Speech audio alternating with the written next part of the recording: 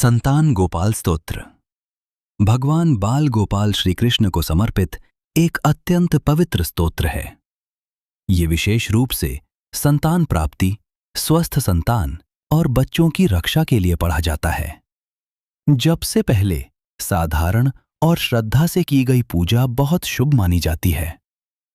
पूजा के लिए आवश्यक सामग्री: बाल गोपाल श्री कृष्ण की मूर्ति या चित्र, घी का दीपक, तुलसी के पत्ते, माखन, मिश्री या दूध से बनी मिठाई, फूल, विशेष रूप से पीले फूल, एक आसन और जल का पात्र। संतान गोपाल स्तोत्र जप की पूजा विधि: सुबह स्नान करके साफ कपड़े पहने, मन को शांत करें और भगवान श्री कृष्ण का ध्यान करें। पूजा स्थान पर बाल गोपाल की मूर्ति या चित्र को साफ आसन पर स्थापित करें। उनके सामने दीपक और धूप जलाएं। हाथ में जल लेकर मन ही मन संकल्प लें कि आप भगवान श्री कृष्ण की कृपा से संतान सुख और स्वस्थ संतान के लिए संतान गोपाल स्तोत्र का पाठ कर रहे हैं। बाल गोपाल को माखन, मिश्री, दूध अर्पित करें। साथ में तुलसी के पत्ते अवश्य चढ़ाएं। पहले 11 बार ये मंत्र बोले: ओम नमो भगवते वासुदेवाय। इसके बाद श्रद्धा से संतान गोपाल स्तोत्र का पाठ करें। अंत में भगवान कृष्ण से प्रार्थना करें: हे गोपाल कृष्ण, हमें आपकी तरह स्वस्थ, बुद्धिमान और दीर्घायु संतान का आशीर्वाद दें।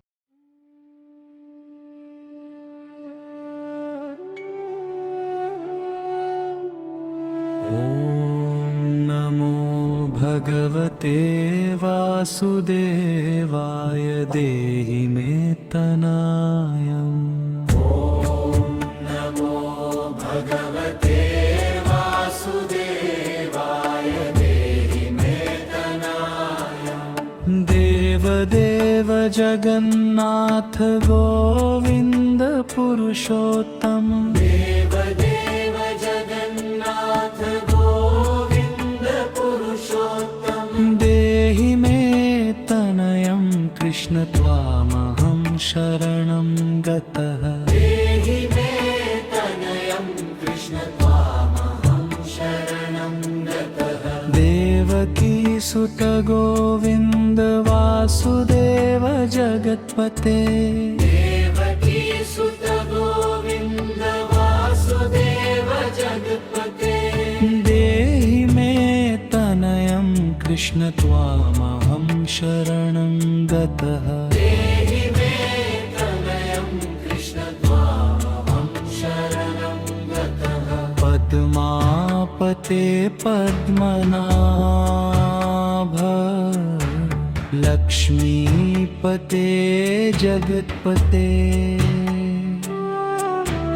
देहि मे तनयं कृष्ण त्वामहं शरणं गतः। देहि मे तनयं कृष्ण त्वामहं शरणं गतः। रुक्मिणीनाथ सर्वेश देहि मे तनयं प्रभो,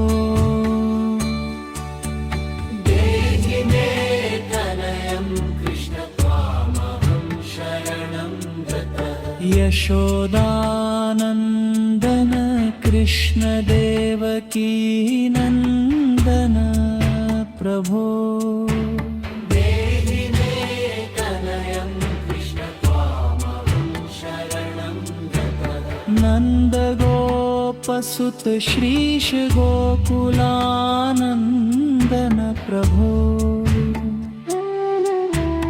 देहि मे तनयं कृष्ण त्वामहं शरणं गतः। नमामि देवदेवेशं वासुदेवं जगत्पतिं,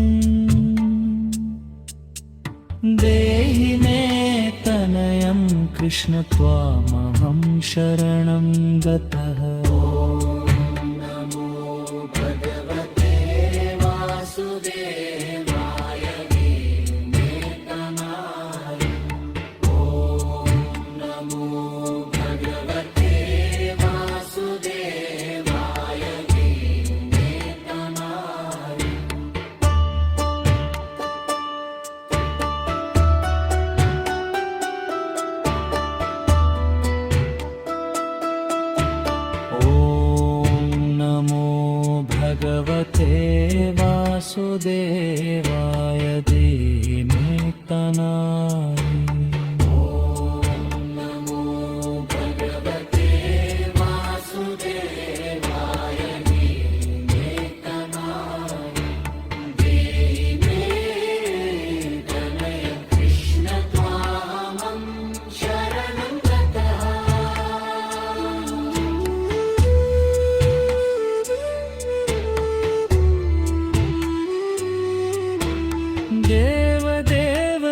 जगन्नाथ गोविंद पुरुषोत्तम देव देव जगन्नाथ गोविंद पुरुषोत्तम देहि मे तनयं कृष्ण त्वामहं शरणं गतः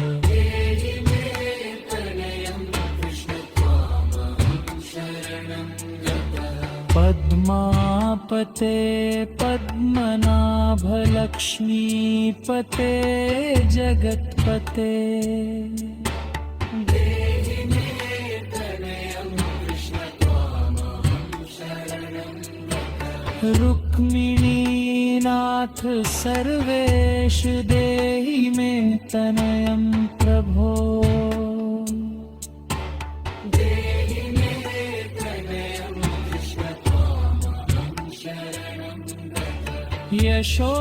यशोदानंदन कृष्ण देवकी नंदन प्रभो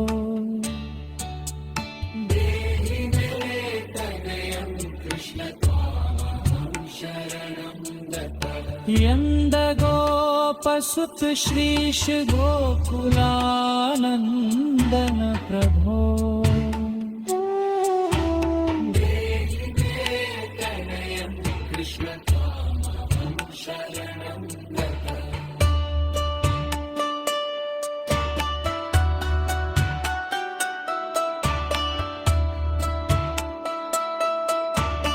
नमामि देवदेवेशं वासुदेवं जगत्पतिं देहि मे तनयं कृष्ण त्वामहं शरणं गतः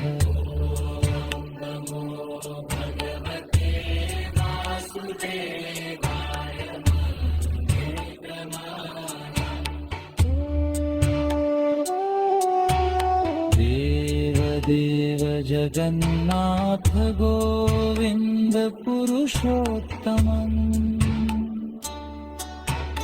देहि मे तनयं कृष्ण त्वामहं शरणं गतः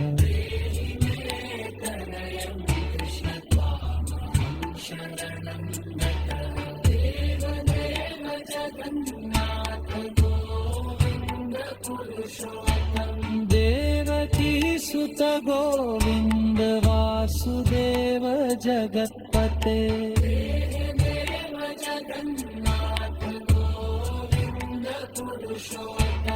देहि मे तनयं कृष्ण त्वामहं शरणं गतः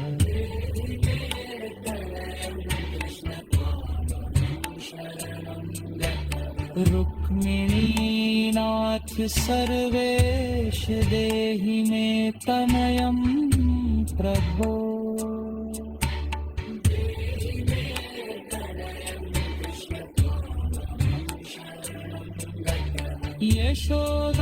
यशोदानंदन कृष्ण देवकी नंदन प्रभो